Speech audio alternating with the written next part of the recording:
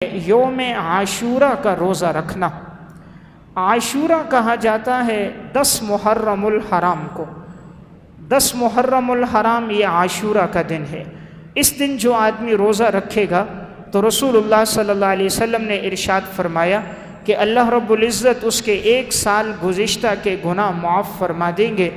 وَصِيَامُ يَوْمِ عَاشُورَا أَحْتَسِبُ عَلَى اللَّهِ أَن يُكَفِّرَ السَّنَةَ الَّتِي قَبْلَهُ، جو آدمی عاشورہ کے دن روزہ رکھے گا مجھے امید ہے اللہ کی ذات سے کہ اللہ اس کے گزشتہ 1 سال کے گناہ کو معاف کر دے گا۔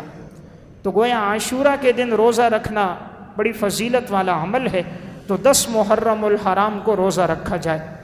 چونکہ رسول اللہ صلی اللہ علیہ وسلم نے یہ پسند فرمایا تھا کہ اگر میں آئندہ سال زندہ رہا تو میں 9، 10 یا 10، 11 کو روزہ رکھوں گا، تو بہتر یہ ہے کہ انسان 10 محرم کے ساتھ 9 کا یا 10 محرم کے ساتھ 11 کا بھی روزہ رکھے اور اس فضیلت کو حاصل کر لے۔